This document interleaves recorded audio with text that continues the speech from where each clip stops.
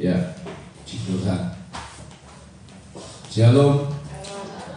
Anugerah yang besar dari Tuhan kita bisa rasakan hari ini, saudara ya. Dapat kesempatan lagi menerima kebenaran firman-Nya. Dibesarin dikit. Saudara, kita baca dalam 2 Timotius 3 ayat 1 sampai dengan 7. Ya, ini adalah gaya hidup orang-orang di hari akhir. 2 Timotius 3 ayat 1 sampai 7. Saya baca ayat 1, saudara ayat 2 dan seterusnya sampai 7 ya. Puji Tuhan. Kalau sudah menemukan, katakan amin. Ketahuilah bahwa pada hari-hari terakhir akan datang masa yang sukar, saudara.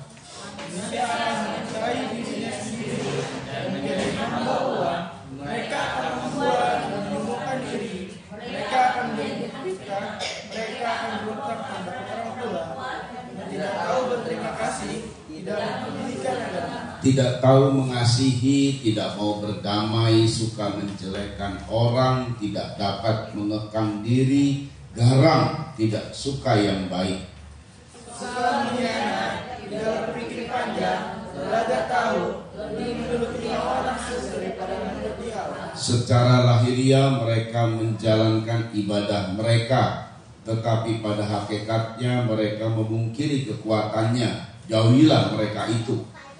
Sebab di antara mereka terdapat orang-orang yang duduk di rumah orang lain dan melihat perempuan-perempuan lemah yang syarat dengan dosa dan dikuasai oleh berbagai bagian Allah, Yang walaupun selalu ingin diajar, namun tidak pernah dapat mengenal kebenaran.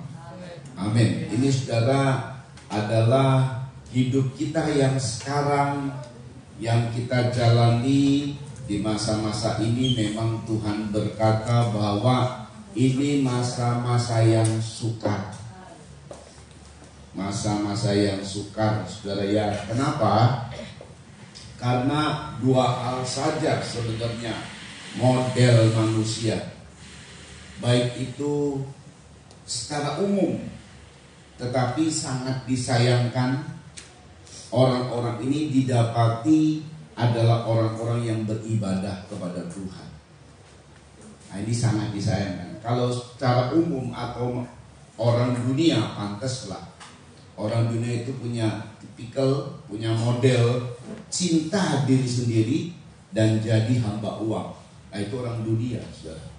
Tapi ayat berkata mereka ini adalah orang-orang yang memungkiri kekuatan ibadah.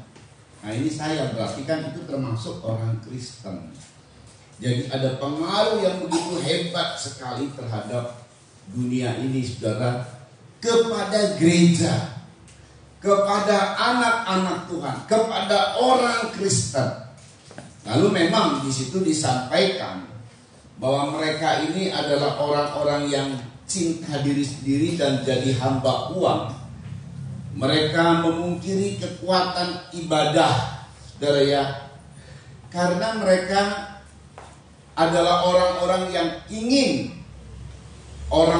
yang ingin belajar tentang kebenaran, tapi tidak pernah mengenal kebenaran. Mau diajar. Saya ini banyak orang berkata kepada saya, wah kalau Pak Harun yang sampaikan firman saya ngerti. Banyak orang berkata begitu, saudara, saya ngerti, mau diajar, mau lagi dengar firman, tapi gak mau kenal kebenaran, gak mau memiliki prinsip hidup kebenaran firman. Dengar, wah kalau orang itu khotbah gak ngerti saya, kalau orang itu khotbah gak ngerti saya, saya suka pengajaran. Banyak orang begitu, saudara, bilang ya, ini orang Kristen nih, saya suka dengan pengajaran, memberikan pengertian. Tetapi mereka ini biarpun suka dengan pengajaran, tapi itu dia, saudara, nggak mau hidupnya memakai prinsip kebenaran firman, semaunya sendiri hidupnya. Jemaat terbukti, saudara. Jadi orang-orang yang nggak kuat ya amblas, imannya kandas. penyikapan firman Tuhan yang luar biasa. Dari beberapa pelayanan kami saja, saudara ya. Saudara, saya diundang gereja besar. Dengan gereja kecil sama aja saya khotbah. Artinya gini, tidak grogi. Kan tiap-tiap minggu saya khotbahnya di sekelompok jumlah yang puluhan saja. Lalu kok berhadapan dengan ratusan ribuan orang kan biasanya kadang-kadang kan grogi dengan panggungnya yang gede aja udah ngedrek-dek gitu ya saudara ya. Terus ngomong apa gitu ya, ini jemaat dan lain sebagainya. Enggak grogi, biasa aja. Karena saya sebagai penyambung lidah bagi Tuhan. Artinya gini saudara, dalam pemakaian Tuhan yang memang Tuhan percayakan, khususnya dalam penyingkapan firman, orang ngerti saudara ya. Dalam setiap saya khotbah itu biasa ya. Kemarin di Kepunton dari atas sampai bawah, saya mereka betul-betul merespon firman, saudara. Mereka tegang dengarnya gitu kan ya. Kan itu respon firman saudara. Nggak main-main, kadang-kadang jemaat masih ngobrol sama ini enggak, semua mata tertuju. Karena dari satu kata kepada kata lain itu merangkai saudara ya. Jadi mereka merespon, mereka tidak mau ketinggalan. Ini kaget sebenarnya ya. Respon yang luar biasa terjadi atas mereka. Ini luar biasa. Itu setiap saya melayani, entah di gereja, khususnya di gereja-gereja yang nggak biasa dengan firman, biarpun singkat tapi ngerti orang-orang. Dan buat jemaat itu adalah, tadi kan saya bilang, beberapa kali saya pernah bilang bahwa jemaat ini mendapatkan kalau disebut orinya. Jadi penyikapan firman yang orinya, karena belum disikapkan di yang lain. Kalau yang lain itu pernah disikapkan di Pegaden gitu loh. Jadi saya ngambil catatan-catatan yang saya singkapkan di Pegaden, saya sampaikan kepada mereka. Tapi kalau jemaat Pegaden itu ori, dia dapat ori. Penyingkapan firman Tuhan yang luar biasa. Tapi gitu, nggak tahunya waktu saya lihat ini, mau denger ajaran tapi gak mau robah sikap hidupnya, ya amblas, kandas. Terbukti ya, kandas. Satu orang kandas, dua kandas, ya gitu. Tapi saya berdoa, saya tidak senang dengan hal itu. Saya berdoa, tetap kami doaan yang kandas ini tetap mau lagi datang beribadah kepada Tuhan, mau lagi setia kepada Tuhan. Itu beban hidup dalam sebagai seorang gembala, saudara ya. Tapi apa yang bisa kita bisa lakukan? Ini memang kebenaran firman. Tapi saya percaya bahwa setiap kita yang hadir hari ini boleh dapatkan berkat dari Tuhan. Tidak cuma sekedar mau menerima, tidak sekedar mau dengar ajaran, tapi mau ikuti prinsip kebenaran firman. Amin, saudara. Masa-masa sekarang ini masa yang sukar, sulit memang. Kenapa? Karena manusia ini ada dua tipikal yang terus sedang melanda dunia ini. Mencintai dirinya dan jadi hamba uang. Pengaruh ini begitu hebat dan kuat. Itulah yang membuat akhirnya manusia mengalami kesukaran. Manusia ini adalah makhluk yang bersosial, tidak bisa berdiri sendiri, saudara. Tapi gara-gara keadaan ini, akhirnya satu sama lain saling berkhianat, saling menyakiti, saling menjelekan, saudara ya. Beberapa hal yang terjadi oleh karena manusia cinta diri sendiri dan jadi hamba uang, maka dampaknya mereka membuang, sombong, fitnah, berontak sama orang tua, entah orang tua jasmani, orang tua rohani, tidak tahu terima kasih. Itu karena dua hal di atas tadi. Tidak pedulikan agama, tidak pedulikan hal-hal yang rohani, tidak tahu mengasihi, tidak mau berdamai, suka jelekan orang. Lihat aja sekarang di medsos, saudara ya. Ada anak SMP bully anak temennya dibully. Itu berulang kali sering terjadi loh hari-hari ini. Terus terus terjadi saudara ya. Kadang-kadang juga kita adalah anak-anak yang kena bulian begitu ya. Dan harus membuli ini saudara ya, terus terjadi loh. Lalu kemudian tidak dapat kekang diri, garang, tidak suka yang baik, suka mengkhianat, tidak berpikir panjang. Beberapa orang ambil jalan pendek, bunuh diri. Berlagak tahu lebih turut hawa nafsu daripada nurut Allah. Nah ini saudara yang terjadi. Karena dua hal tadi, mencintai diri sendiri dan jadi hamba uang. Ini nih soulmate sebenarnya. Orang yang cintai diri sendiri pasti jadi hamba uang. Orang yang hamba uang pasti cinta diri sendiri. Ini nggak bisa dipisahkan nih. Itu keadaan gaya hidup hari-hari akhir yang menimbulkan kesukaran, kesulitan hidup. Manusia minta tolong sulit karena sudah tidak lagi satu sama lain saling memperhatikan, sehingga manusia ini menjadi individual, menjadi orang yang hanya mementingkan dirinya, ego, saudara ya. Dibuat oleh apa? Memang oleh handphone, oleh Android, iPhone, bentuknya apalah. Lihat kalau mereka sudah bermain, apalagi yang suka main game online. Mereka main game online itu bukan satu dengan yang lain, tapi dengan orang lain. Kan tetap mereka sendiri kan? Betul ya? Tetap sendiri. Jadi memang dibuat sama dunia yang merupakan sahabat iblis. Nah, dunia sama iblis itu soulmate, kong kali kong. Dibuat seperti itu. Saya tidak tahu ada 10 tahun ke depan kalau kita lihat nanti, jujur ya, anak-anak kita yang sudah mulai 2-3 tahun memegang handphone dan ada yang gak mau dilepas dari handphone, 10 tahun ke depan gak ngerti saya ada generasi apa yang terjadi di dunia ini. Generasi yang terikat dengan Android, dengan handphone. Ini masih ada generasi orang-orang tua ya. Saya sebagai generasi terhitung orang tua lah. Orang-orang yang gaptek, nah masih ada kan generasi ini saudara ya. Tapi kemudian berikut ini sudah nggak ada generasi gaptek ini. Dari kecil itu sudah mengenal yang namanya handphone. Nah nanti ke depan, katakanlah di usia orang-orang yang gaptek ini nanti habis generasinya, ya toh, mati, meninggal. Ya iya, inilah dunia gitu kan. Nah generasi anak-anak ini nggak ngerti saya hidupnya kayak apa. Antara 10 sampai 20 tahun ke depan. Sedangkan sekarang saja manusia dipaksa untuk individual, mencintai dirinya sendiri, konsennya sama dirinya, ego.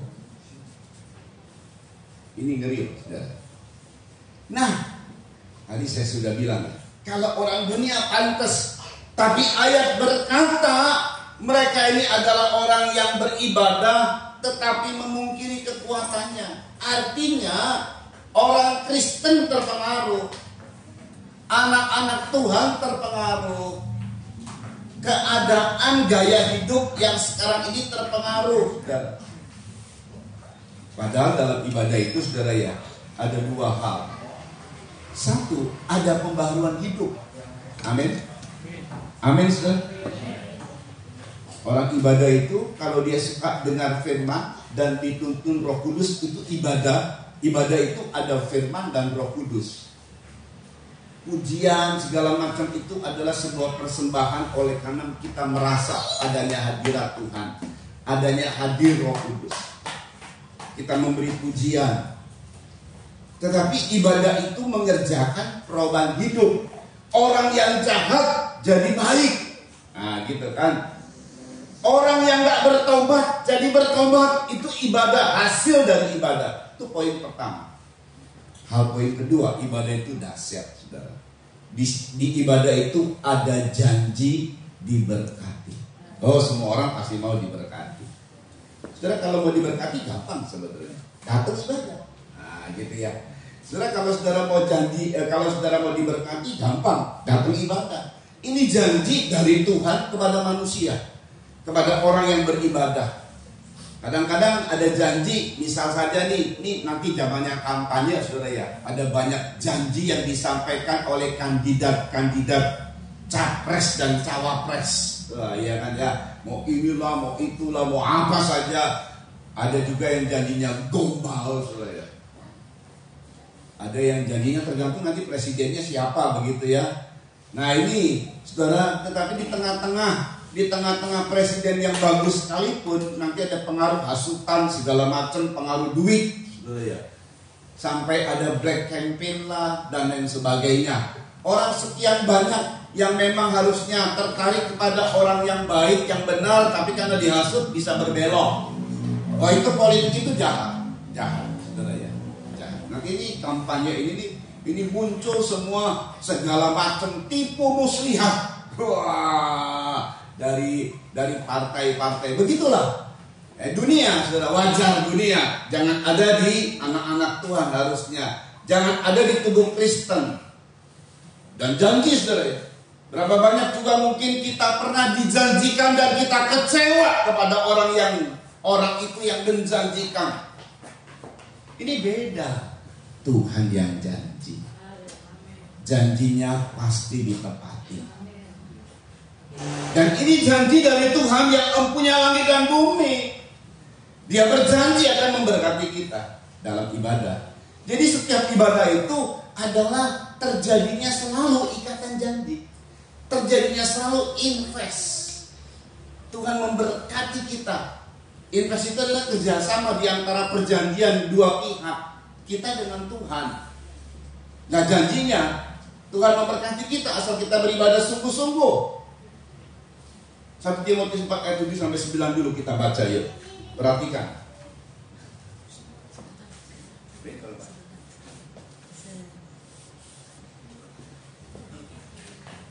Satu Timotius 4 ayat 7-9. Tetapi jauhilah tahayul. Jauhilah tahayul atau dongeng-dongeng terus. Dan dongeng nenek-nenek tua. Nah ada dongeng. Dongeng itu kisah yang tidak benar. Namanya saja dongeng, cerita, saudara ya. Ya dalam ibadah ini juga ada firman. Firman itu kan sama juga dengan sebuah cerita, tapi ceritanya kebenaran. Terus dulu. Latihlah dirimu beribadah. Nah, Tuhan minta latihlah dirimu beribadah. Terus latihan badan ini terbatas gunanya, tetapi ibadah itu berguna dalam segala hal. Ibadah itu berguna dalam segala hal. Olahraga berguna, tapi terbatas gunanya. Tapi ibadah itu berguna dalam segala hal. Terus karena mengandung janji. Baik untuk hidup ini yang sekalipun kita lihat sukar, tapi dalam ibadah itu yang namanya sukar bisa dipatahkan oleh Tuhan. Karena yang janji Tuhan persoalannya, yang mempunyai waktu, yang mempunyai langit dan bumi, yang mempunyai segalanya. Dalam ibadah itu mengandung janji berguna dalam segala hal dalam ibadah itu ya. Untuk hidup ini di mana kita butuh bisnis, butuh bekerja, ya Tuhan janji. Terus maupun untuk hidup yang akan datang. Tetapi tidak hanya untuk hidup ini saja, bukan hanya di dunia ini saja. Tapi nanti pada saat kita mati, itu ada hidup lain, saudara. Namanya hidup kekal. Kekalnya tinggal pilih mau di surga atau neraka. Dua-duanya kekal. Tetapi Tuhan janji kalau kita ibadah dengan setia dan sungguh-sungguh, maka hidup ini Tuhan berkati. Hidup kemudian pun Tuhan bawa dalam kebahagiaan surgawi. Enak loh. Enak saudara. Dikasih enak kok gak mau ya, aneh kan ya. Terus perkataan ini benar dan patut diterima. Perkataan ini benar dan patut diterima sepenuhnya. Sekarang janjinya apa? Janji dalam ibadah. Sebab dalam ibadah itu mengandung janji untuk hidup ini. Nah, untuk hidup ini itu apa janjinya?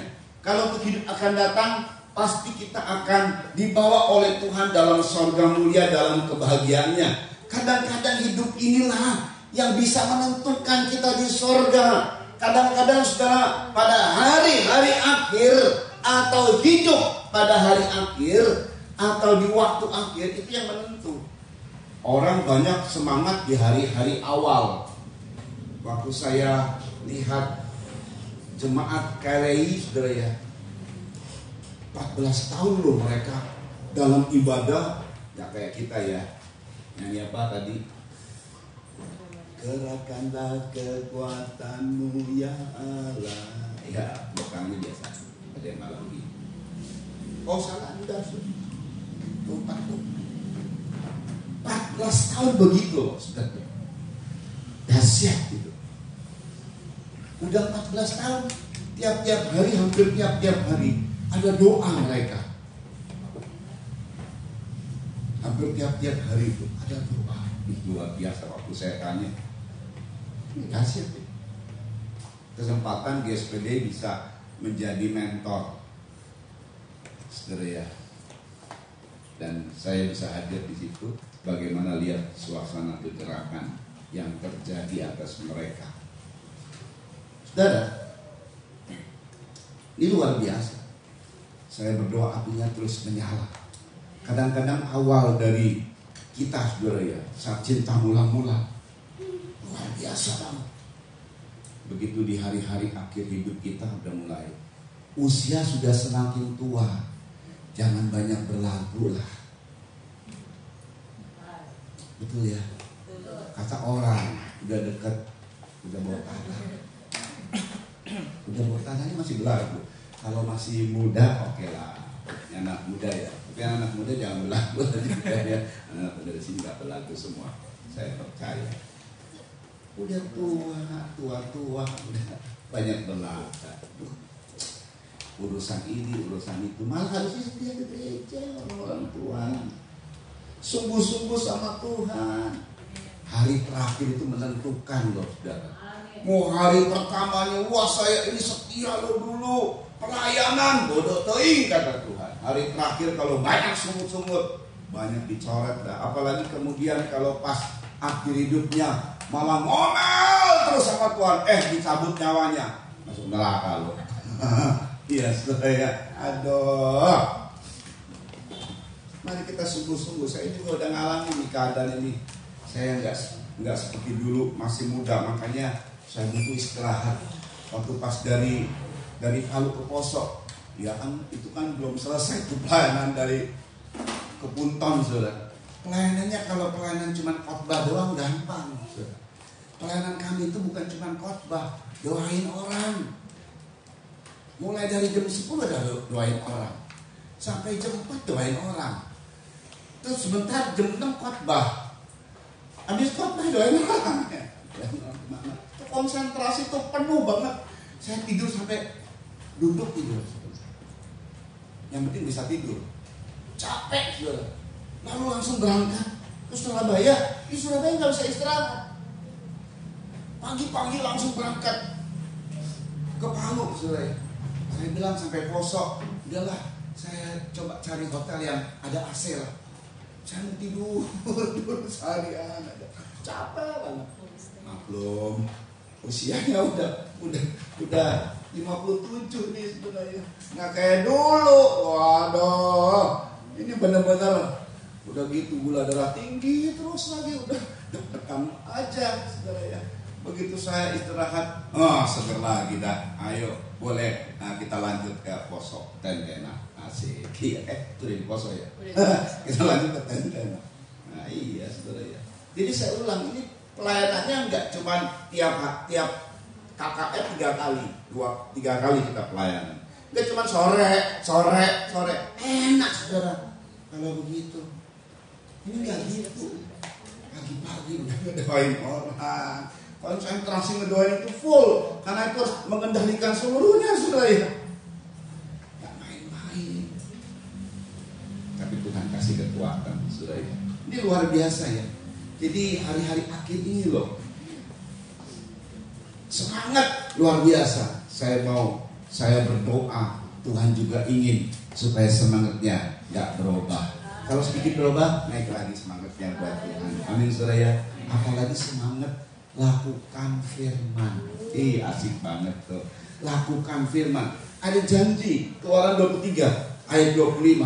Kan Tuhan bilang, ibadah itu mengandung janji. Janji apa? Janji untuk hidup ini. Orang-orang karena hidup ininya nggak dapat apa yang diharapkan, akhirnya kecewa. Hidup akan datangnya masuk neraka dia gara-gara kecewa. Tuhan ngerti. Untuk hidup ini pun Tuhan janji. Keluaran 23, 25 sampai 26. Yuk dibaca. Tetapi kamu harus beribadah kepada Kamu Tuhan. harus beribadah kepada Tuhan Allahmu, ya. Maka Ia akan memberkati roti makananmu. Satu, Ia memberkati roti dan airmu, roti makananmu dan air minumanmu. Itu artinya urusan apa makan. Kita bisa makan karena kita kerja. Jadi termasuk bisnis kita, dagang kita, kerjaan kita. Tuhan berkati di situ. Terus Dan aku akan menjauhkan penyakit dari tengah-tengah. dijauhkan penyakit itu berarti berkat kesehatan. Wah, luar biasa Tuhan janji nih. Terus Tidak akan ada di negerimu perempuan yang keguguran tidak atau ada mandul. perempuan yang gugur atau mandul. Diberkati, saudara ya. Diberkati baik rumah tangga maupun buah. Ya, saudara ya. Jadi saya ingat banget pada saat istri saya, Mami, belum punya anak, kita kumpul sama hamba Tuhan yang memang nggak punya anak. Dia sudah usianya sudah senior. Dia bilang, wah kita kumpulan orang-orang mandul nih. Dalam hati saya, oh tidak, saya percaya sama janji Tuhan.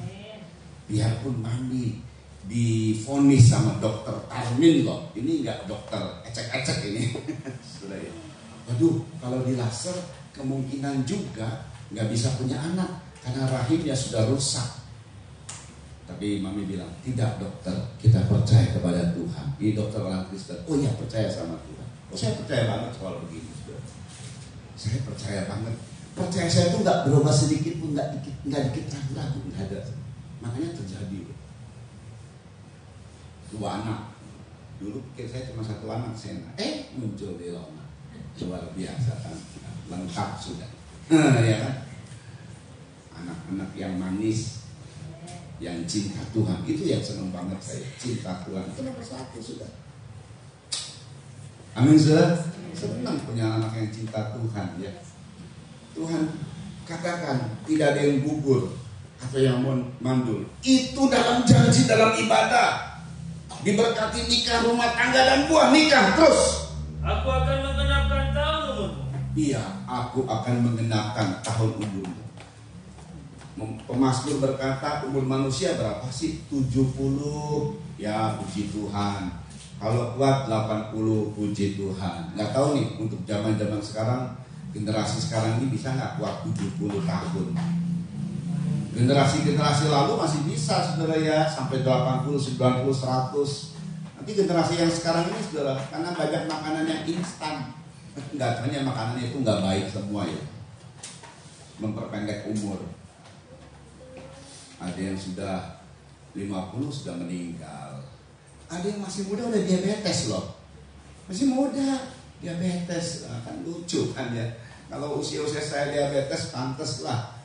Gerak udah kurang, tubuh sudah kurang imunnya, saudara dan lain sebagainya. Maklum nih, merosot kan. Kita manusia ini dari muda terus kemudian ke tuanya merosot. Grafik itu nggak terus naik, turun akhirnya. Tapi ini usia-usia yang harusnya pertumbuhan malah diabetes, malah kena ginjal, malah ke ini dan itu. Waduh, masih muda lah usianya. Tuhan bilang, aku akan genapkan umurmu. Katakan 70. Wah, puji Tuhan tuh. Tuhan kuatkan sampai 70, 71, 80. Itu namanya Tuhan genapkan umur. Bagaimana caranya? Karena Tuhan pelihara. Amin saudara. Tuhan pelihara dari kecelakaan. Tuhan pelihara dari penyakit. Tuhan pelihara hidup kita. Dan itu janji 4 loh. Coba angkat, kasih tangan 4 itu. Janjinya 4 luar biasa ini. Seluruh yang kita butuhkan itu ada pada ibadah. Asik kan. Seluruh yang kita butuhkan itu ada dalam ibadah. Jadi setiap ibadah, kan saya sudah bilang, Tuhan tuh lagi pegang kertas janji dengan segelnya kerajaan surga. Saudara, setiap nama ditulis tuh sama Tuhan. Oh, tinggal Tuhan tanda tangan, kasih, tinggal cair kok. Iya kan? Cairnya itu lewat percaya sama Tuhan. Makanya kalau ibadah ini mesti kualitas, saudara. Sayang sekali mereka ini, orang-orang ini yang cinta akan diri sendiri dan jadi hamba uang, memungkiri kekuatan ibadah. Ya sudah pasti mereka tidak dapatlah berkat dalam ibadah, sekalipun beribadah. Jadi kalau ada ciri kita beribadah tapi kita cinta diri sendiri, jelas ibadah ini nggak ada kekuatannya. Ibadah ini hanya biasa-biasa saja. Tidak ada dampaknya, saudara. Tidak ada perubahan hidup. Tidak ada berkat yang Tuhan berikan. Apalagi ke depannya saat masa yang akan datang. Ya, kita nggak akan terima warisan surga. Karena tadi cinta sama diri sendiri dan jadi hamba uang. Saudara, uang kita perlu, tapi kita jangan jadi hambanya. Ada banyak kesaksian ya hari-hari ini. Pelayanan malaikat ini sedang bergerak memang. Jadi kita nggak perlu tahu nama malaikat yang jaga kita siapa, yang melayani kita siapa. Nggak perlu cari-cari tahu, saudara. Tapi yang pasti kerjanya pasti. Gitu saudara ya, kerjanya pasti. Ini Ciamik saja yang bersaksi. Dia butuh untuk Kesia. Dia bilang juga sama saya diingatkan, biarpun saya adiknya dan sebagai hamba Tuhan yang memimpin, tetapi kemarin waktu saya, ada masalah gini nih. Gak taunya pelayanan di Sultang itu biaya tak terduganya banyak, saudara. Jemput Sena dan pelayanan di Sultang yang saya sudah siapkan begini-begini, biaya tak terduganya banyak.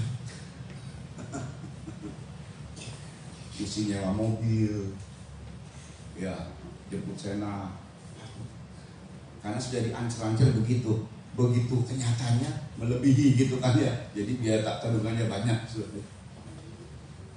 Aduh, ini gimana ini? Saya sharing lah sama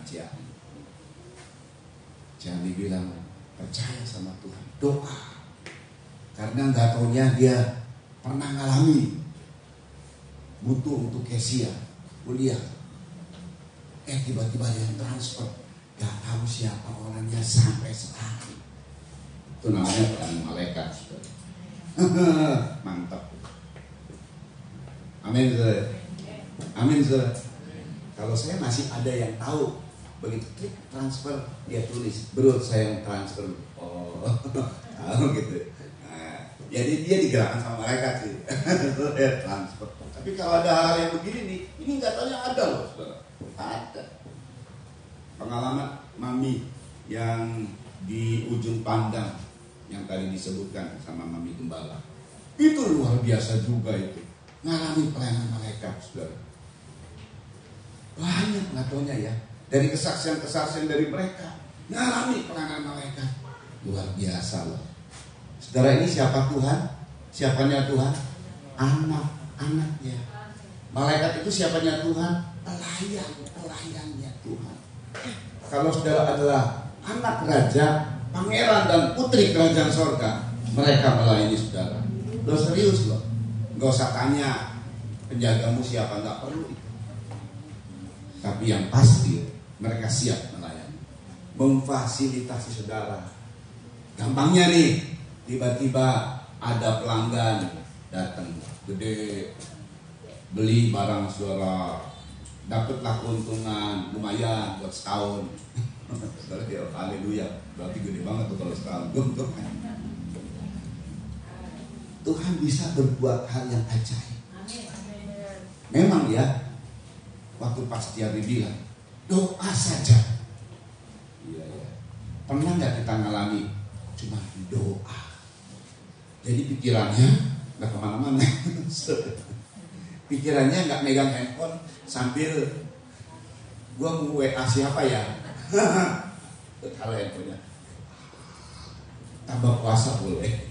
Ini lagi kurang nih, doa saja. Kira-kira bisa nggak ya? Halo. Tutup handphonenya, doa.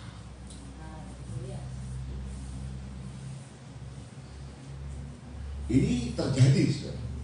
Hari-hari ini Tuhan gerakan memang lagi dahsyat-dahsyatnya nih. Ada banyak kegerakan yang sekarang sedang terjadi memang nih. Karena ada kuda putih yang sudah mulai bergerak juga. Kuda putih ini kuda kegerakan, saudara. Sedang melanda dunia. Ya, di Cadbury, di Amerika ya, di Brasil, dan di beberapa daerah. Nah, yang saya lihat yang kemarin itulah di Calais. Saya berdoa Pegadaian juga mengalami kegerakan di sini, di sini mengalami kegerakan. Ya memang itu, ya memang kita akui itu daerah-daerah Kristen sih. Lah kita kan bukan daerah Kristen sebenarnya. Tapi pada saat saya cerita tentang bagaimana keadaan jemaat di Pegadaian yang secuil ini, tapi Tuhan bela dengan dahsyat. Terkagum-kagum juga mereka, saudara ya. Ini nggak main-main loh. Pegadaian ini punya hal yang luar biasa. Oh Tuhan berkati kita, saudara ya. Ada keajaiban sebenarnya di sini. Oh saudara sendiri ngalami tuh keajaiban. Jadi saudara ya, kalau mereka ini adalah orang yang mencintai dirinya, hamba uang, lalu kemudian perilakunya akhirnya garang, lalu mengkhianat, ngomongin orang. Ya maaf, berkatnya nggak dapet. Berkat dari ibadah nggak dapet. Rajin ibadah tapi berkatnya nggak dapet. Nah saudara, lalu bagaimana caranya supaya kita ini nggak kena pengaruh? Sebab pengaruh dari dunia yang tadi mencintai diri dan jadi hamba uang itu masuk ke gereja. Sampai orang-orang gereja, sampai anak-anak Tuhan sampai di gereja. Mereka punya pemikiran di mana dalam ibadah itu rasanya sia-sia. Tetap ke gereja loh mereka. Tapi mereka memungkiri kekuatan ibadah. Lalu bagaimana caranya? Karena ini adalah satu arus yang kuat sekali. Kayak angin saudara ya, kalau angin badai menerpa nih, ya kita juga pasti keterpa gitu kan. Tapi bagaimana caranya supaya kita tidak terpengaruh dengan dunia yang sekarang global secara umum sedang terjadi arus yang begitu kuat? Enggak, pokoknya Tuhan sudah siapkan cara, saudara. Tuhan sudah siapkan cara. Pertama perhatikan ya, ini dua ciri nih yang sekarang terjadi. Satu, mencintai diri sendiri,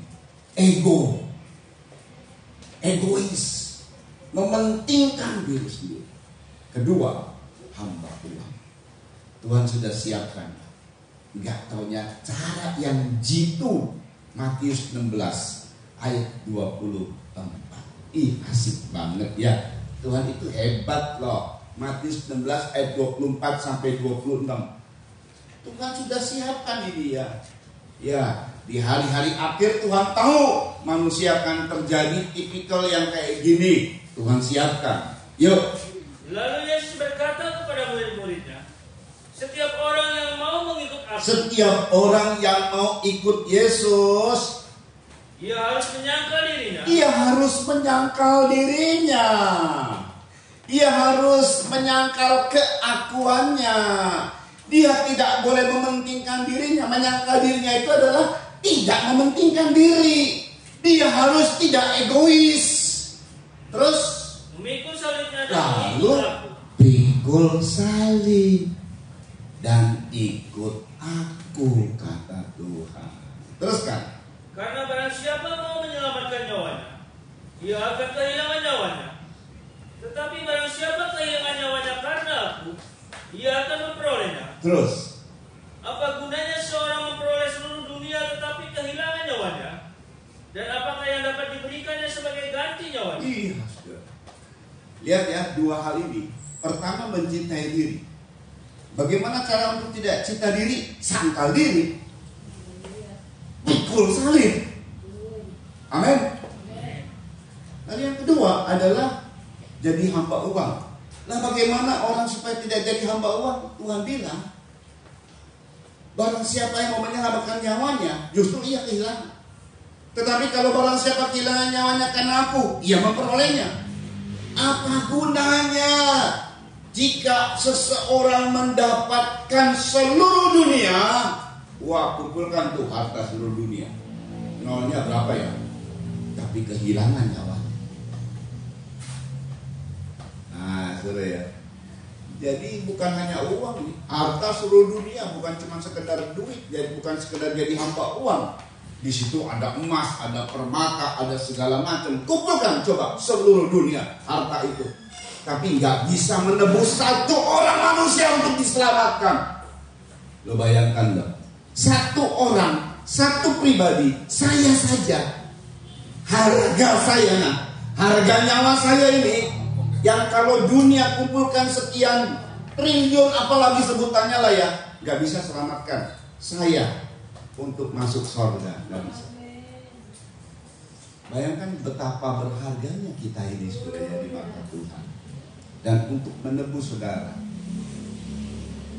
satu orang ditebus oleh Tuhan, satu ya, maka Tuhan harus mati di atas Kalvari. Darahnya itu mahal sekali. Darahnya melebihi daripada seluruh harta dunia dikumpulkan. Karena kalau mengumpulkan seluruh harta dunia, menebus satu orang saja nggak bisa, sudah. Tetapi darah Yesus mampu menebus kita. Satu orang ditebus saja oleh Tuhan. Bahkan bukan satu, seluruh dunia Tuhan tebus dengan darahnya. Sehingga setiap orang yang percaya kepadanya bisa masuk dalam kerajaan surga. Mahal sekali. Tuh hidup saudara mahal loh di mata Tuhan. Harga keselamatan itu mahal loh.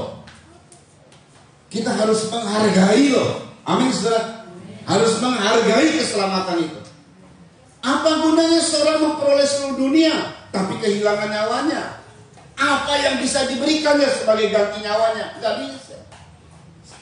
Tapi Kristus oleh korbannya dengan darahnya menebus kita dari segala dosa dan menyelamatkan kita, sehingga kita masuk dalam kerajaan kekal, kebahagiaan surgawi. Wah, luar biasa. Sangkal dirimu, pikul salib. Amin. Amin, saudara. Supaya kita tercegah dari gaya hidup yang sekarang ada, di mana orang mementingkan dirinya sendiri, jadi hamba uang, kemudian perilakunya jadi ganas, perilakunya jadi jahat, supaya kita tidak terpengaruh gaya hidup seperti itu. Sangkal dirimu dan pikul salib. Amin saudara. Sangkal dirimu dan pikul salib. Amin saudara. Sangkal dirimu dan pikul salib. Haleluya. Dan lihatlah, Tuhan akan bekerja buat kita saudara. Oh, ini luar biasa. Dengan kita menyangkal diri dan pikul salib, maka hari-hari kita gak suka.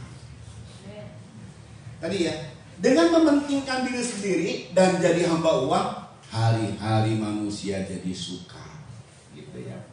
Hidup jadi suka. Nah, sekarang ada antisipasinya. Dengan kita menyangkal diri dan memikul salib, yakinlah hari-harimu tidak sukar. Engkau akan ditolong oleh Tuhan. Kenapa tidak sukar? Ya, Tuhan terus menyertai kita. Karena kita sedang mengikut Tuhan. Siapa Tuhan yang kita ikuti? Adalah Gembala yang agung. Dan Gembala agung ini berkata begini, aku Gembala yang baik, menyerahkan nyawanya bagi domba-dombanya. Loh, jangankan cuman harta, nyawa aja diserahkan loh. Apalagi persoalan berkat-berkat, itu kecil, tapi itu jangan prioritas buat kita saudara. Yang kita prioritaskan adalah nyawamu, nyawaku. Ini hanya hanya bisa ditebus oleh darah Kristus. Oh haleluya. Dengan menyangkal diri dan memikul salib, maka hari-hari kita tidak suka. Dengan menyangkal diri dan memikul salib, maka seluruh berkat dalam ibadah kita terima. Pembaruan hidup dan semua janji dari Tuhan. Tadi ada berapa? Kita akan terima sepenuhnya. Amin saudara. Sangkal dirimu dan pikul salib. Sangkal diri dan pikul salib. Jadi segala sesuatu saudara ya, kalau kita diberkati, kita harus sangkal diri. Kita selalu berkata begini, semua itu anugerah Tuhan. Makanya kita nggak jatuh dalam kesombongan. Kalau kita egois, semua orang harus perhatikan saya, kita sangkal diri. Itu kita artinya nggak egois. Kita nggak mementingkan diri sendiri. Jadi segala sesuatu yang kita kerjakan hanya untuk Tuhan, hanya untuk kemuliaan Tuhan. Amin, saudara. Itu indah banget, saudara ya. Saat Tuhan dimuliakan, saat Tuhan dipuji oleh kita. Maka ayat berkata, namaku besar, kata Tuhan. Kita ini hidup dari terbit matahari sampai terbenam matahari. Kita bekerja di situ karena kita memuliakan Tuhan. Selalu merasa Tuhan itu dahsyat, Tuhan besar, Tuhan adalah pribadi yang ajaib. Karena kita ngerasa seperti itu, saudara, maka kita lihat saat kita memuliakan Tuhan. Maliaki kita baca, Maliaki pasal 1. Oh luar biasa loh. Luar biasa. Kita baca dalam Maliaki pasal 1 ini, saudara ya. Ayat 11 dimulai yuk. Ayat 11. Maliaki 1 ayat 11 dimulai yuk. Sebab dari terbitnya sampai kepada terbenamnya dari matahari. Terbit sampai terbenam matahari. Itu kan kita kerja tuh. Ya toh, manusia kerja minimal di siang hari ya. Apalagi kalau orang kerja, dia kalau masuk di jam malam hari lembur berarti. Wajarnya kerja di siang hari, saudara ya. Wajarnya kerja di siang hari. Itu yang normal dan akan membuat umur panjang. Tapi kalau kita kerja terus sampai tidak henti-hentinya, tidak istirahat, umurnya pendek. Karena kita nggak kuat semuanya, saudara ya. Minimal kerja. Ini artinya kalau konteksnya ini perjanjian lama ya, konteksnya di waktu lalu. Artinya ini adalah hari kerja. Dari terbitnya sampai kepada terbenamnya itu hari kerja. Terus namaku besar di antara bangsa-bangsa, dan setiap tempat dibakar dan dipersembahkan korban bagi namaku, ya. Dan juga korban sajian yang tahir. Sebab namaku besar di antara bangsa-bangsa, firman Tuhan semesta. Iya, saudara. Jadi setiap hari kerja kita, nama Tuhan itu besar sampai kepada bangsa-bangsa yang tidak mengenal Tuhan. Dan di mana lagi nama Tuhan besar? Sampai kepada bangsa-bangsa yang tidak mengenal Tuhan. Di setiap tempat-tempat dibakar korban-korban. Apakah tempat-tempat apa itu? Apa ibadah? Apa gereja di sini? Gereja ini tempat sementara. Tempat yang sesungguhnya yang Tuhan lihat adalah pribadi kita, tubuh kita. Saat tubuh kita sedang memuliakan Tuhan, itu lagi dibakar korban ucapan syukur, lagi dibakar korban pujian, lagi dibakar korban keselamatan. Saat kita memuji Tuhan, saat kita bekerja sambil memuji Tuhan, saat kita selalu mengakui Tuhan dalam segala aktivitas kita, namaku besar sampai kepada bangsa kafir. Artinya orang-orang dunia takut, saudara. Gak sembarangan sama kita. Kita menjadi orang-orang yang di mata mereka adalah orang-orang yang dikasihi oleh Tuhan. Ini luar biasa loh, saudara ya. Kadang-kadang kita dihina, tetapi oleh karena kita selalu mempersembahkan korban pujian kepada Tuhan. Kata Tuhan, namaku besar di antara bangsa-bangsa kafir. Di antara bangsa-bangsa namaku besar. Setiap dikorbankan pujian. Kalau misalnya kita ini punya dagang, dagang saya ini nggak ada promosinya, jadi yang ini sedikit aja. Oh, nggak usah khawatir. Nama Tuhan besar di antara bangsa kafir itu promosi namanya itu. Sampai jauh nama Tuhan besar. Dan nama Tuhan besar itu juga oleh karena apa? Oleh karena ada pujian yang disampaikan. Di mana di situ ada pujian yang disampaikan, maka di situ ada promosi dari Tuhan. Yang promosi siapa? Itu Tuhan. Namaku besar. Siapa dia? Tuhan. Siapa kita? Anaknya. Nah itu kan gampang saudara. Jadi enak sekali saudara ya. Bersama dengan Tuhan itu asik banget. Bersama dengan Tuhan itu indah sekali. Makanya saudara ya, kalau kita menyangkal diri dan pikul salib, hidup ini tidak suka. Hidup ini kita akan jalani dengan baik sekali. Hidup ini kita akan jalani dengan santai. Problem ada, masalah ada Tuhan yang menyertai kita.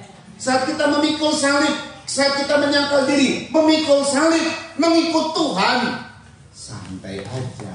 Semua Tuhan hadapi. Semua yang bagian apapun yang kita hadapi, Tuhan yang hadapi lebih dahulu. Tuhan yang berperang ganti kita. Karena kita ngikut Tuhan. Artinya apa? Kita di mana kalau kita ngikut Tuhan? Di belakang Tuhan atau di depan Tuhan? Di belakang. Jadi karena Tuhan yang tuntun kita, yang tuntun ke arah mana sih? Akulah gembala yang baik. Gembala yang baik itu menyerahkan nyawanya bagi domba-domba, dan Tuhan adalah gembalaku yang menuntun aku di rumput yang segar, di mata air yang jernih, dan membaringkan aku di padang rumput yang indah. Wih, asik banget ya. Kalaupun aku menghadapi kekelaman, maut, gadamu dan tongkatmu menyertai aku. Ungkapan gada dan tongkat itu power, kuasa Tuhan menyertai kita. Kalau semua lagi aman-aman, kita terbaring di padang rumput. Oh, indah banget. Makan, karena Tuhan tahu mana rumput yang baik, mana yang tidak. Tuhan tidak akan membawa kita kepada rumput yang tidak baik, selalu yang baik. Mata air yang penuh dengan air yang jernih, sehingga kita sebagai dombanya Tuhan selalu terpelihara. Karena kita mengikut Tuhan. Caranya sangkal diri, pikul salib, ikut Tuhan. Sangkal diri, pikul salib, ikut Tuhan. Amin saudara. Amin saudara. Ya iya, enak lah. Ikut Tuhan enak lah. Dia di depan, kita di belakang. Segala sesuatu akan dibereskan oleh Dia. Kita tinggal nikmati aja. Oh, luar biasa saudara ya. Jadi ini merupakan hal yang luar biasa. Saudara tahu nggak? Bukan hanya itu.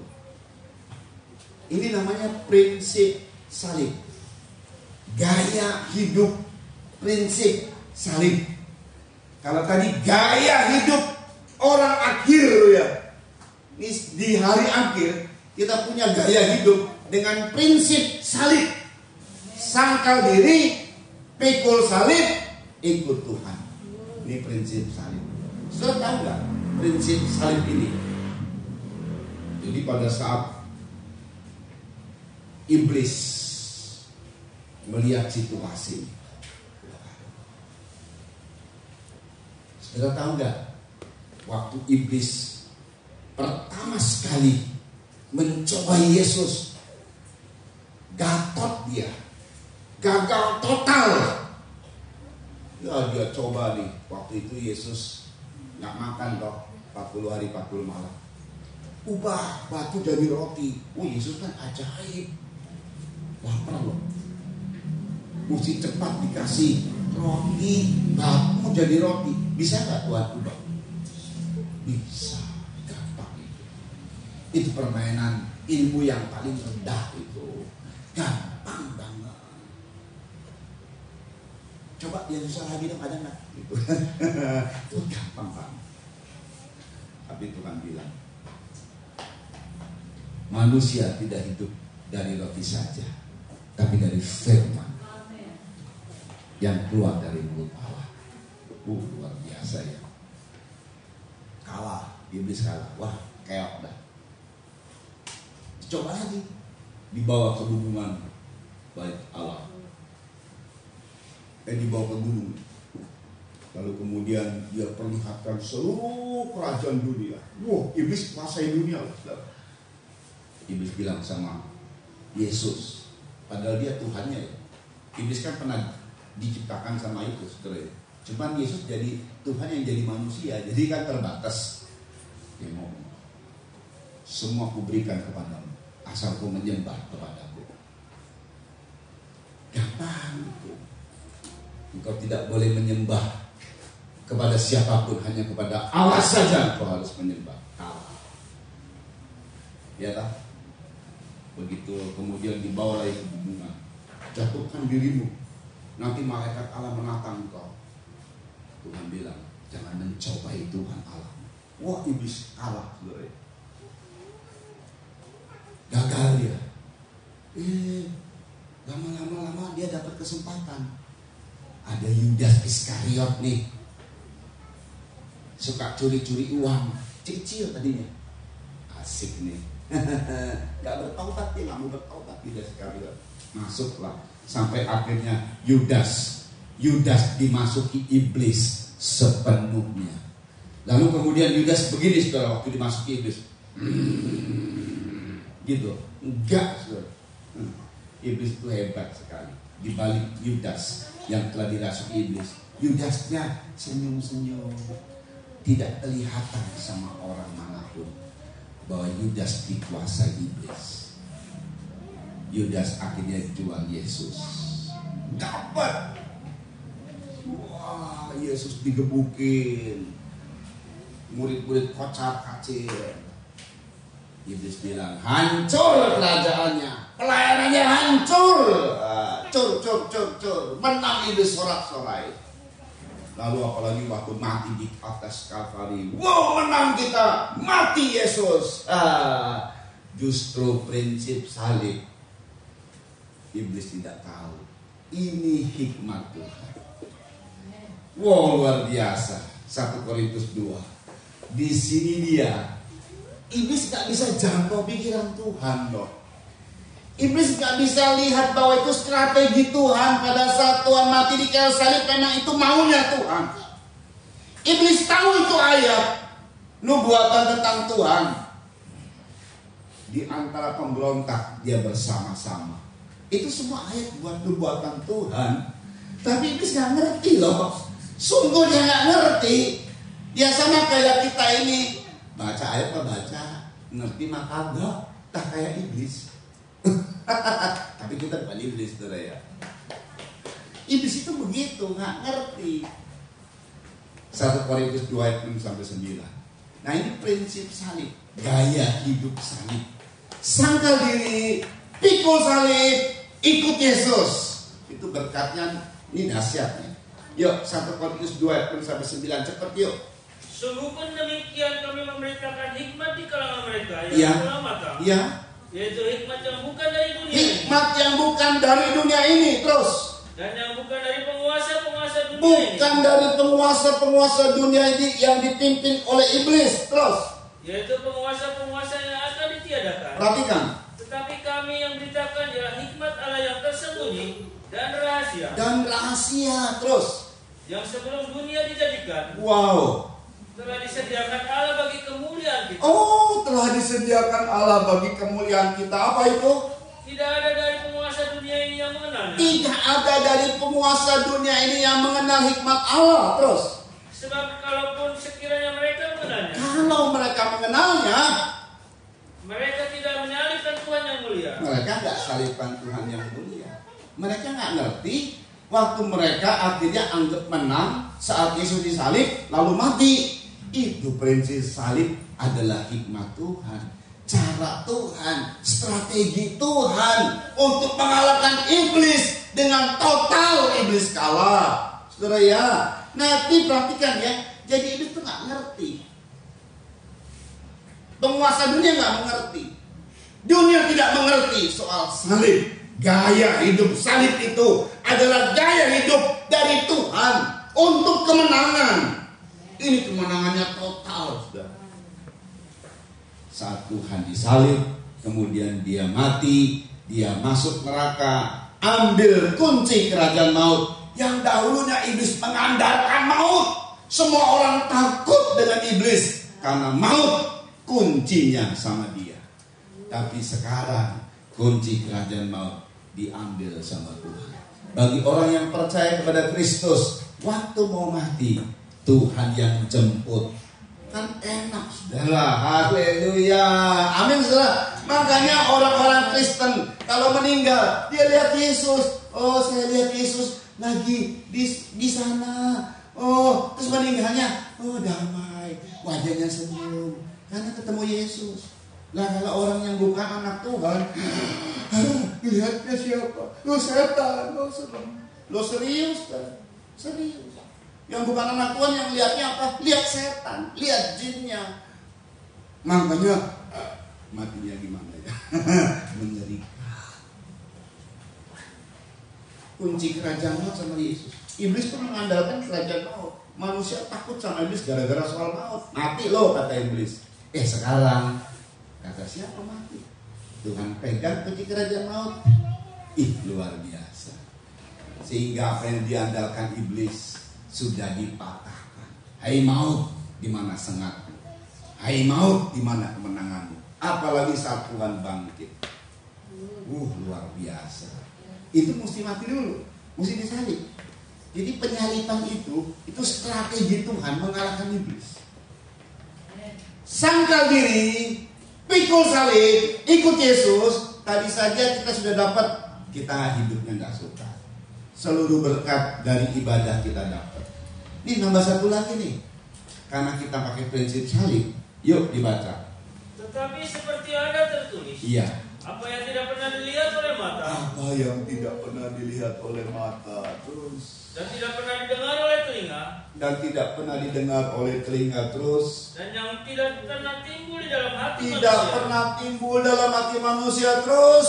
Semua yang disediakan Allah untuk mereka yang mengasihi. Tapi Tuhan sediakan berkat ini. Waduh, kalau tadi mah berkat ya, hidup tidak suka.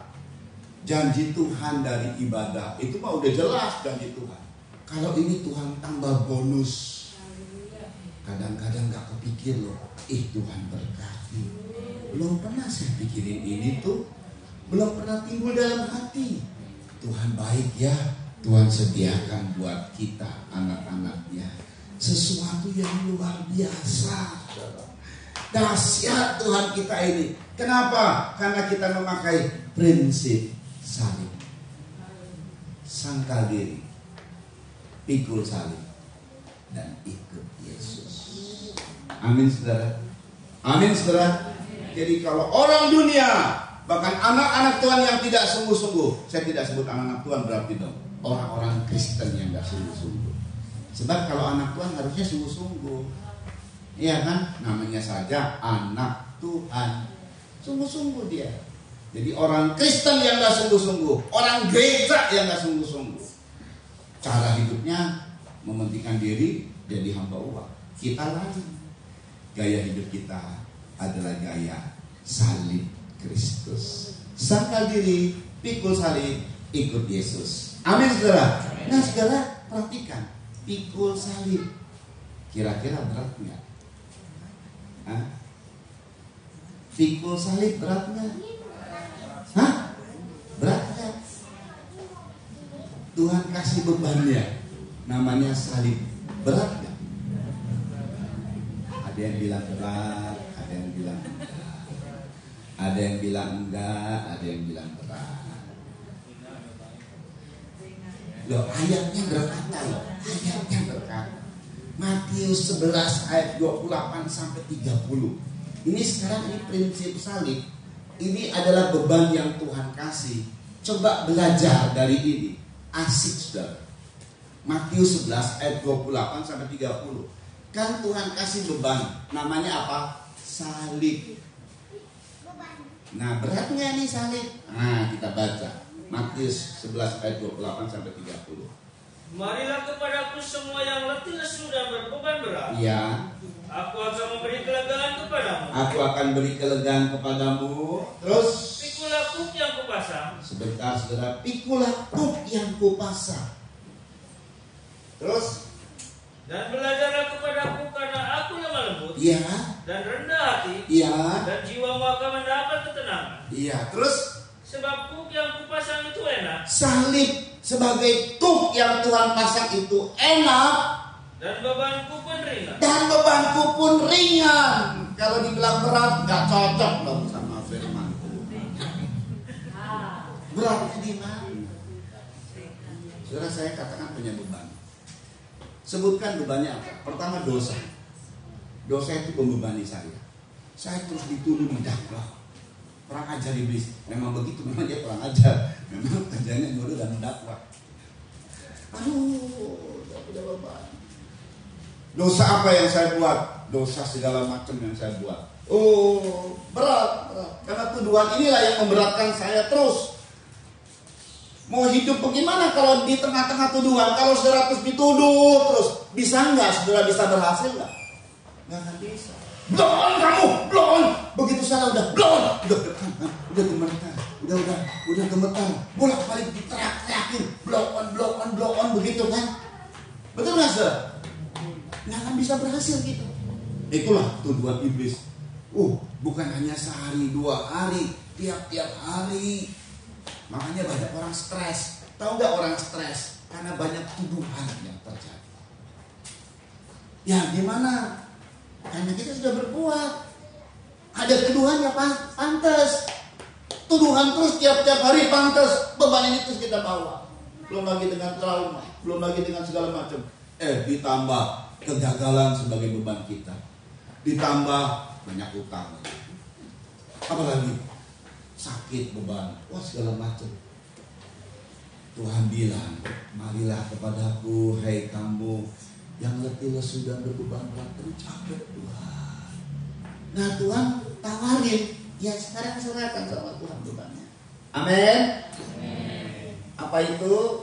Saya punya masalah sama suami, punya masalah sama istri. Serahkan. Apalagi semua dosa aku sudah akui. Apalagi sakit sudah aku serahkan. Yang namanya diserahkan jangan mikirin lagi bebanku. Jangan dilihat lagi, udah pergi. Nah, kita nggak boleh bebas dikasih salib.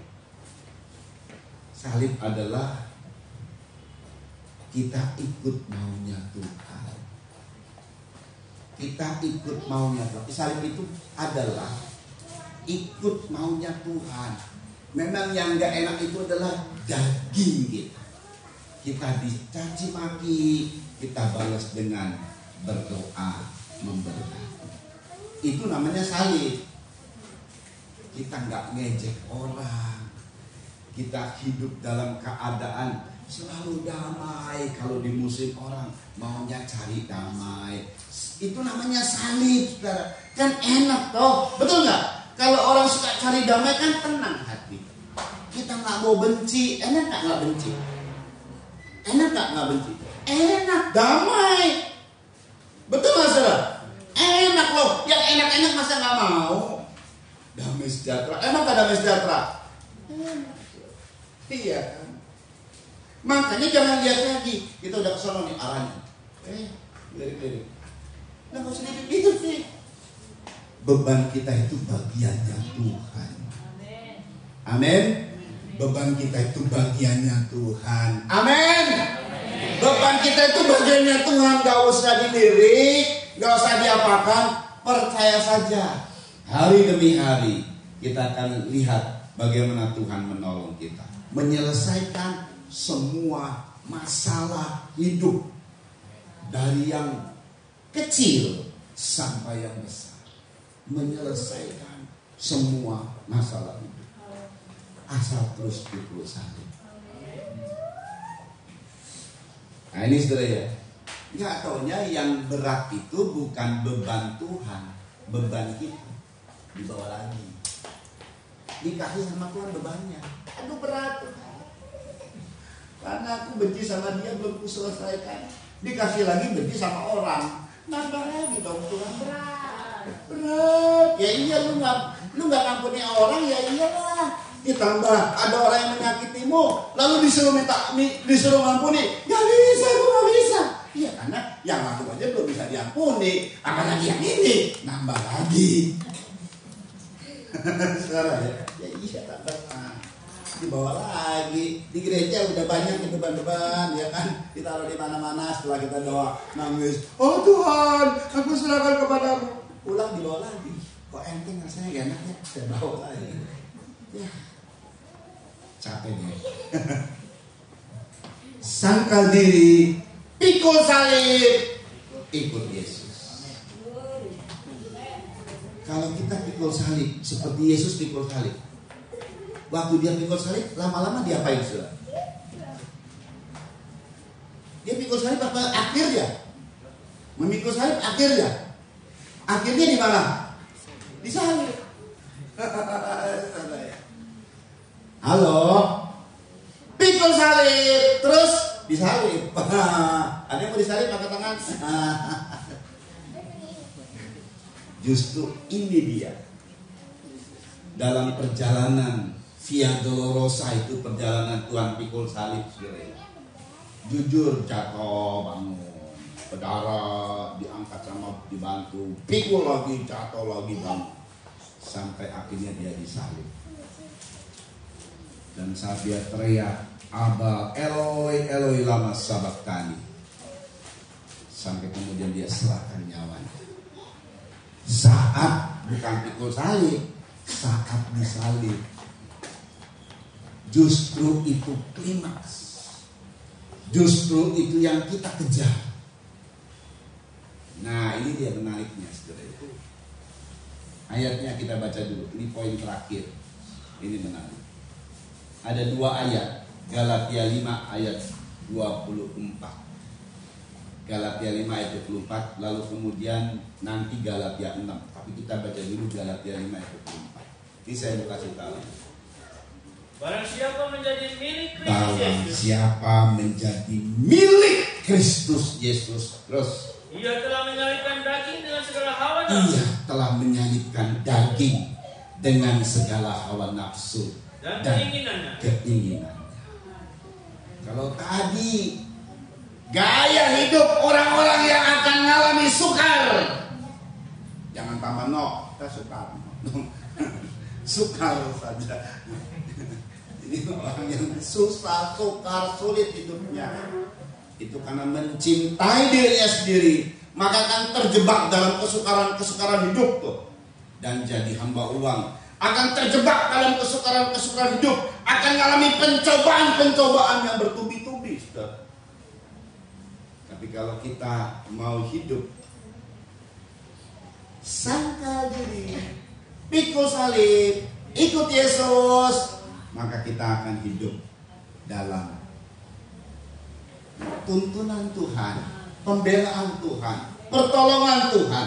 Haleluya. Amin. Saudara. Pikul salib sampai mati di kayu salib. Tujuannya adalah jadi milik Yesus. Sama kayak kita punya rumah nih. Rumah kita nggak puas kalau cuma dikasih hak bangunan. Kita perlu sampai ke notaris. Itu bayarannya mahal tuh. Tapi begitu di notaris tertulis rumah di jalan ini adalah milik si Anu, kita nih maksudnya nama kita. Ini sudah jadi milik kita. Itu adalah finalnya. Itu adalah akhirnya.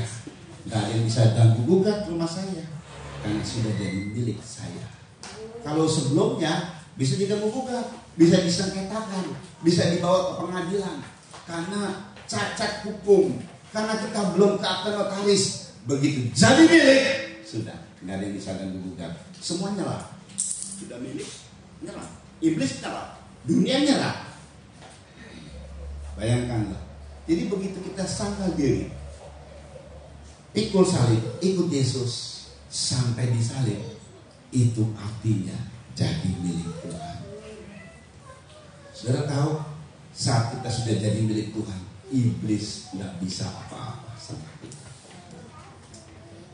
Iblis udah nggak punya bagian lagi, sudah jadi milik.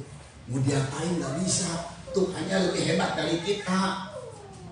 Daripada kita nyari-nyari orang yang sudah jadi milik Kristus, mendingan kata iblis, tuh masih banyak miliaran orang yang belum jadi milik Kristus. Kita ganggu yuk, jin, toing. Tuyul bilang begitu namanya. Ayo, jin, yuk.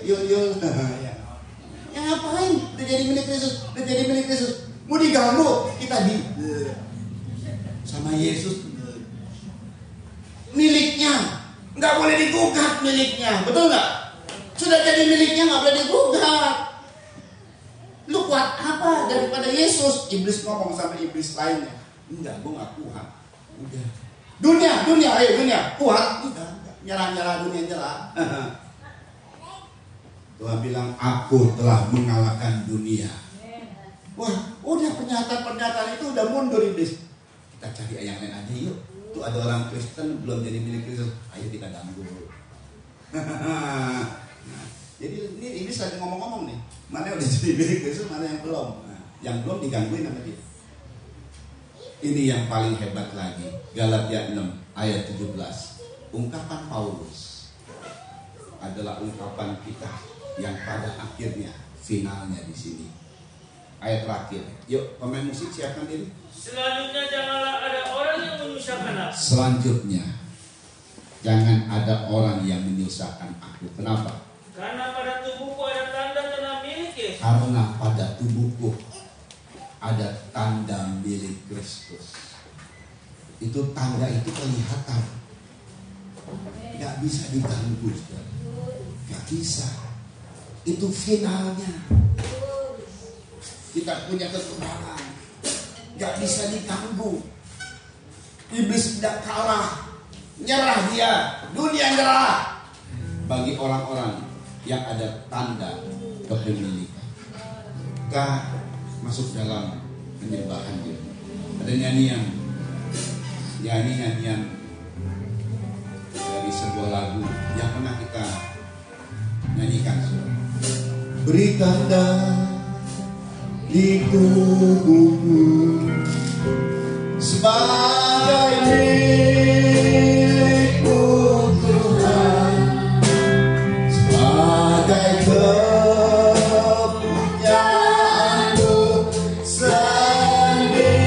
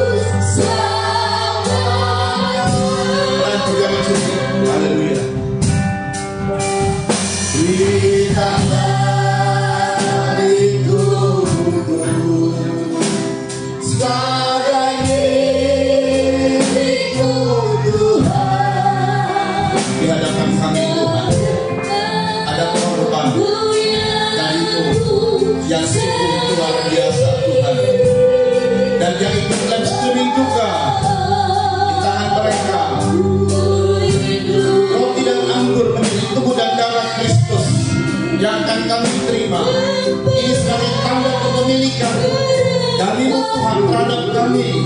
Kami terima dengan hati yang bersungguh-sungguh bagi kemuliaan-Mu Tuhan Yesus. Terima kasih buat kebenaran firman yang ditemukan dengan kuasa perjamuan suci. Kami terima di dalam nama Tuhan Yesus. Haleluya. Mari kita berdiri.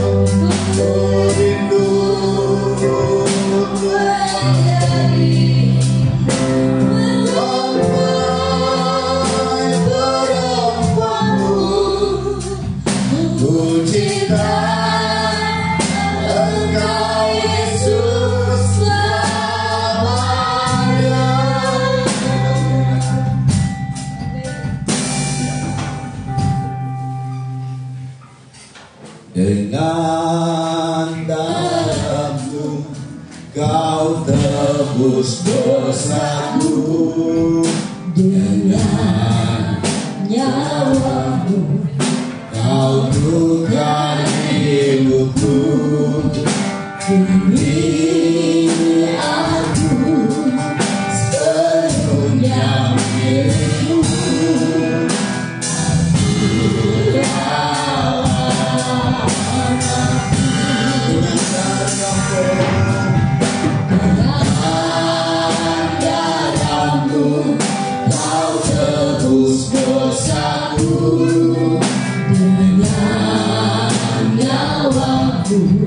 Kau tukar hidupku. Kini aku sepenuhnya milikku.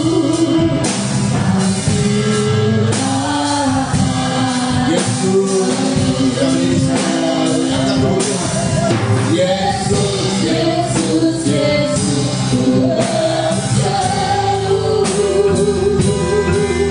Yesus, ku panggil namamu. Pengabdianku hanya padamu.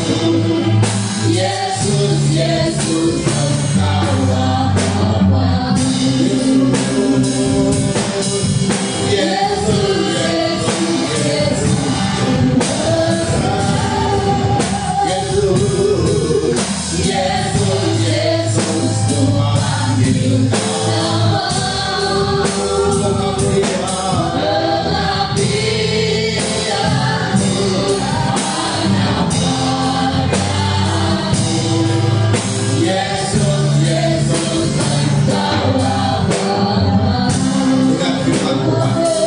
Sebab apa yang telah kuteruskan kepadamu telah kuterima dari Tuhan, yaitu bahwa Tuhan Yesus pada malam waktu ia diserahkan mengambil roti, dan sesudah itu ia mengucap syukur atasnya.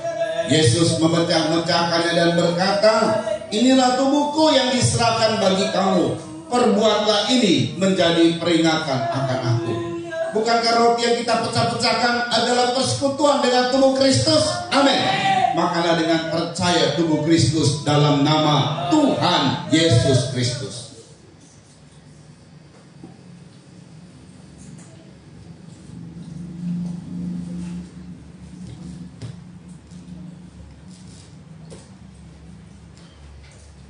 Oh haleluya. Demikian juga Yesus mengambil cawan sudah makan lalu berkata, cawan ini adalah perjanjian baru yang dimeteraikan oleh darahku. Perbuatlah ini setiap kali kamu meminumnya menjadi peringatan akan aku. Sebab setiap kali kamu makan roti ini dan minum cawan ini, kamu memberitakan kematian Tuhan sampai ia datang. Bukankah cawan pengucapan syukur yang atasnya kita ucapkan syukur adalah persekutuan dengan darah Kristus? Amin. Minumlah dengan percaya darah Kristus dalam nama Tuhan Yesus Kristus. Haleluya, mari kita menyembah Tuhan. Oh ya kasyakamlihi. Haleluya, haleluya, haleluya. Terima kasih sama Tuhan. Haleluya Tuhan. Haleluya, haleluya. Biar kami mau menyangkal diri, memikul salib dan mengikut Engkau Tuhan. Haleluya, haleluya. Sampai mati di salib, itulah kedagingan kami dimatikan Tuhan, supaya kami menjadi milik Kristus Yesus. Haleluya, haleluya. Kau beri tanda pada tubuh kami Tuhan, tanda kepemilikan. Haleluya, sehingga kami tidak direbut lagi oleh siapapun, tidak bisa digugat lagi oleh apapun. Haleluya, kami bebas menjadi anak-anak Allah. Haleluya, kami terima kebebasan. Oh haleluya.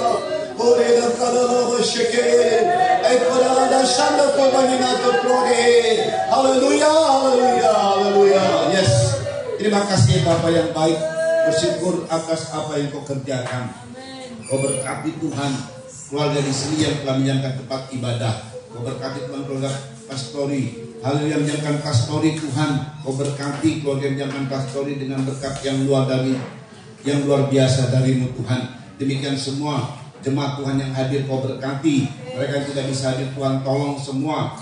Para donatur kami diberkati, mereka yang beri perpuluhan diberkati, mereka yang sudah berkorban juga diberkati Tuhan. Haleluya. Demikian pemerintah kami juga diberkati, baik Kecamatan Pagadian, Kabupaten Subang, Provinsi Jawa Barat, Gubernur kami Tuhan, dan bahkan tanah air kami Indonesia, Pak Presiden, Wakil Presiden, Pak Jokowi dan Pak Maruf Amin diberkati Tuhan.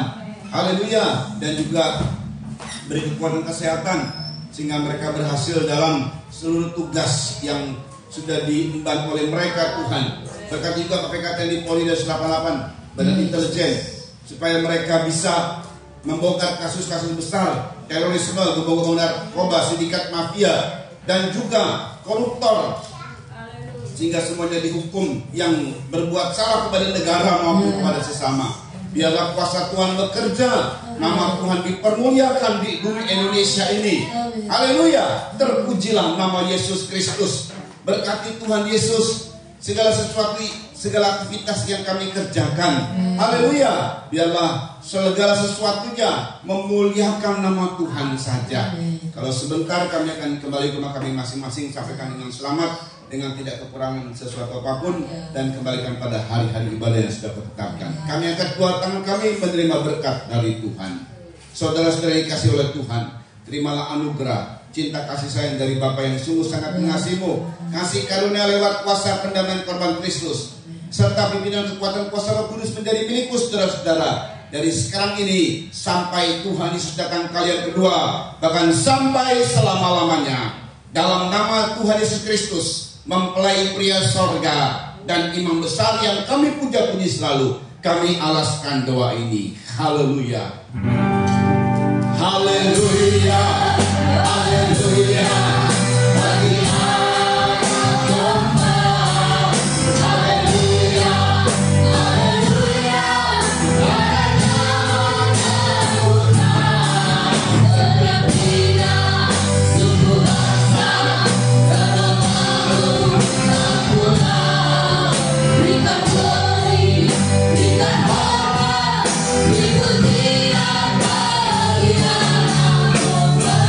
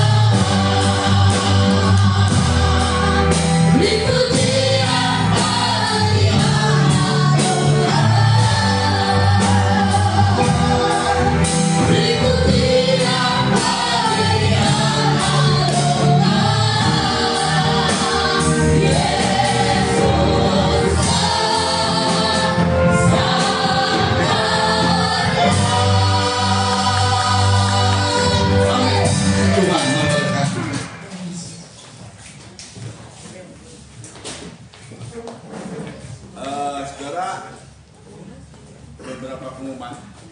Tolong